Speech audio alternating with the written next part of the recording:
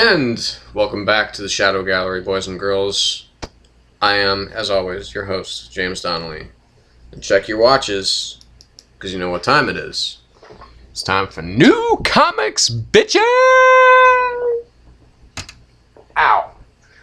Okay, so, let's start with the ones that I don't have in front of me right now, but I took notes. Amazing Spider-Man 662. Didn't the last one come out last week? I think it did. I don't know. I'm kind of losing track of time here. The days are just kind of blending together. So, anyway, this is, kind of more filler from Christos Gage, which is not to say that Christos Gage is by any means a filler writer. In fact, he's quite good. In fact, I love him. Anyway, okay, so, our main arc, I'm assuming that, that Dan Slott is busy prepping for whatever's going to happen in all the insanity that's coming in Spider Island, so looking forward to that. Anyway, so moving on. So we have our main arc, which is Spidey is out with the Avengers Academy, and they run into Psycho Man.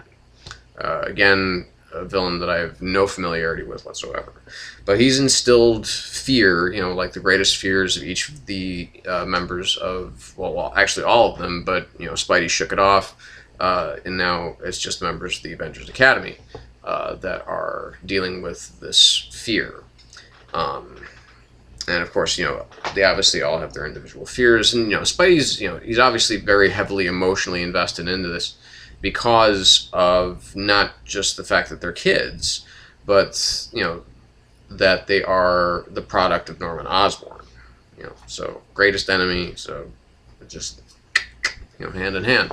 Anywho, so that's, that has some really nice moments, in his, kind of combat with them, because it's not really it's a fight. It's more, Spidey's fighting to survive, but he's also fighting to have them retain, basically fight off the influence of Psycho Man.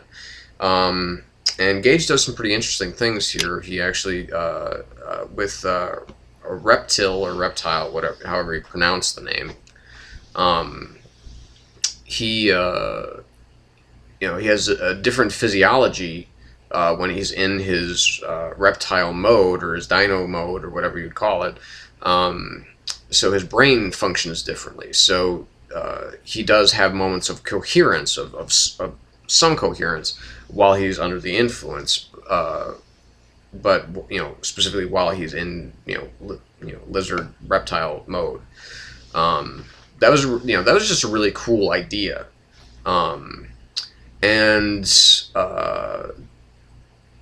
But then what Vale does is even more impressive. Once he kind of shakes her awake, and off the influence, what she does is she creates sense memory for all of them to help shake off the effects.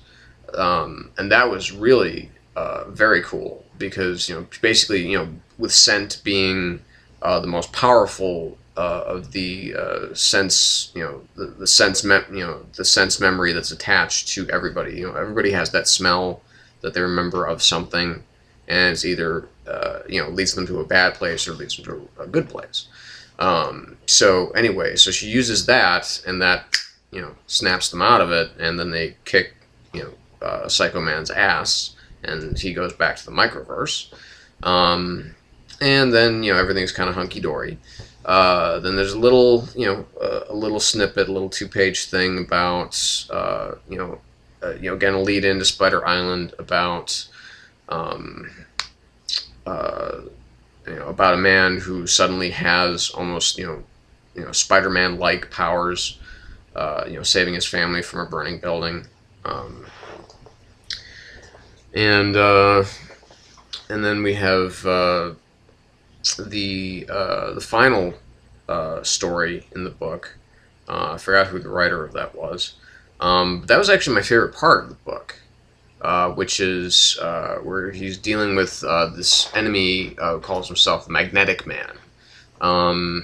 And he is trying to break into a bank. Basically, he's one of those, Z-grade supervillain losers who's, basically just come off, come out of prison. He can't get a job. Everybody, his daughter won't talk to him. He's just obviously in a really bad place.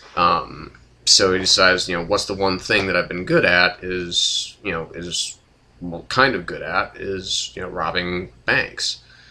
And so basically Peter Parker walks up to this guy and says, what are you doing? You don't want to rob that bank. Basically, he talks him out of robbing the bank by saying, look at what you've done. You've created these gauntlets, these gloves, whatever, that enable you to control magnetic forces. So, I mean, you must have a pretty brilliant mind. And so he actually gives him a Horizon Labs card. And basically is kind of like offering him a job. And it's such a cool non-Spider-Man moment. Where Peter Parker doesn't have to be Spider-Man to be, to be a hero. Because people make those types of decisions every day. So that was just a really nice human moment and a really cool moment in this comic. The other thing I liked about it is that, I've been complaining lately about how every issue of Spider-Man deals with his, there's at least one point in the comic where he deals with his lack of spider sense. Right as he's, as that thought is like about to exit his, mind, he actually gets smacked in the back by metal. So like, yeah, all right, good. That's a good interruption. I'm glad that they broke that thought up because I didn't want to hear another goddamn thing about, okay, well, I have no spider sense, or this was a lot easier when I had spider sense, or that kind of shit. So, I'm also really interested to see how Shang-Chi kind of helps Spidey out. So I'll be looking forward to that idea. Venom, number 3. So this is really, and in the the ending of the last issue, we've got Jack-o'-lantern's taken Betty Brant hostage, and makes a pretty kind of lewd suggestion, which is a little distasteful. But Remender is a good writer. Rick Remender, so he's a good writer. So I mean, he kind of not really classes his way out of it, but he does a good job with it. But basically the whole idea of this is that Flash has been in this, he's been, combined with the symbiote for more than 48 hours. And that's kind of reaching like the kill switch time where his government handlers are looking, are kind of getting antsy. But they're certain that he can stop the the vibranium shipment. In which basically and there's an internal dialogue here, or internal monologue I should say, with Flash, and how he's almost kind of letting the suit, the symbiote, take over. And going not quite on instinct, but to a place that's darker than he would normally want to go. He's starting to feel some of the the scary joy of the suit. The bad parts of the suit. The desire to to hurt, to kill, to make, to do damage, to do harm. He's kind of liking that. So that gets to kind of a scary place.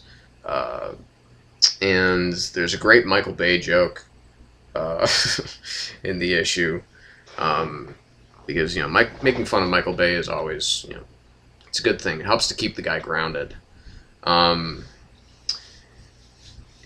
the main villain here is Crime Master. Now, that's a name that I think that I've heard before in previous Spidey lore, but not something that I'm overly familiar with.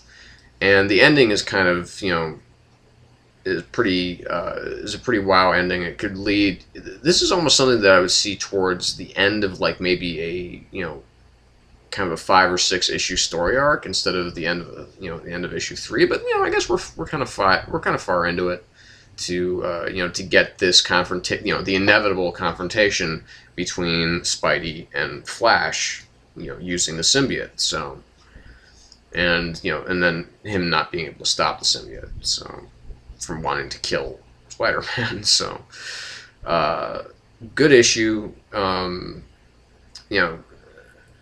Both Spider titles, I guess, Spider-related titles this week were good. I preferred this issue of Spidey to the last one.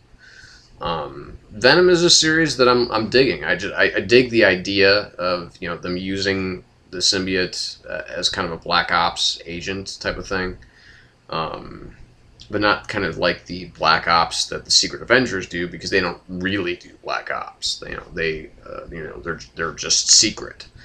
Because Black Ops usually involves killing, wet work, so on and so forth. But anyway, but good issue for that this week. Like I said, I'm looking forward to more out of this series. I never thought that I would think that the idea of having another solo Venom comic would be cool, but we're out of the 90s now, so that kind of shit is gone, thankfully, where it was just all style and no substance, with all the Carnage crap and all the different, it just seems like they started to pawn off so many different symbiotes. Now I don't know that much about Anti-Venom, but he's coming back in the next issue, so that looks cool.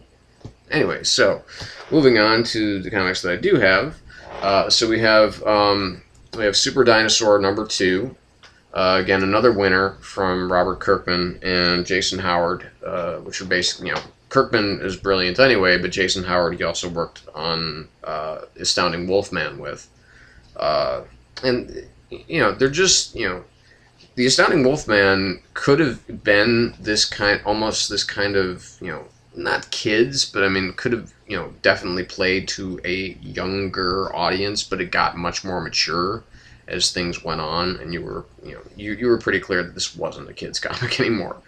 But Super Dinosaur definitely is, and this is basically, but it's still got that Kirkman touch, and it has this new villain called the Exile. Well, I mean, everybody's new. I mean, it's the second issue, so I guess it shouldn't be so quick but we're meeting new characters, and just Super Dinosaur and and Derek Dynamo, fighting together, fighting side by side. I mean, it's just in the Arctic and everything like that. I mean, that's just cool, man. It's really fun. It's a fun but suspenseful and still a read that has heart and thought. So this is not just another kind of kids comic that's just we're making like the we're aiming for the the lowest common denominator. They're aiming for people who are literally of all ages. Like I said, it's like a Pixar film. Kirkman is going for the smartest person in the room, and then hoping that everybody else will still be able to pick up on how cool this comic is. And it just is. I mean, like I said, obviously, it's a new comic. It's, it's hard to, really gauge how this is going to go, but it's Kirkman. I trust him just about more than I would trust about any other comic author right now. With, a couple of, he has some company, but not too much. Again, another great issue of Super Dinosaur. Not as great as the first one, but still really damn good. So we'll be back in just a few with some more comics. So stay tuned.